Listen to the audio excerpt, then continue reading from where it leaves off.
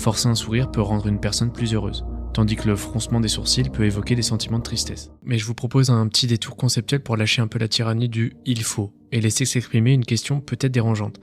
Et si la tristesse, la mort, etc.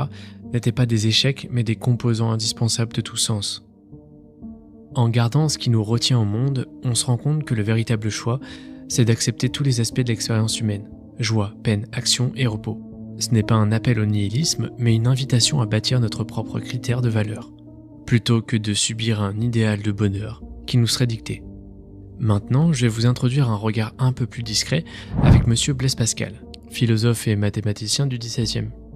Pascal a pointé l'extrême habitude de l'homme à rechercher des divertissements pour fuir son mal-être, toutes sortes de vanités.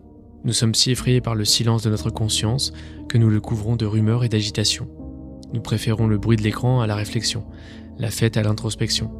Là encore, sans accepter un peu de tristesse, on ne peut goûter le vrai calme, cette forme de bonheur qui naît de l'acceptation plutôt que de la dissimulation.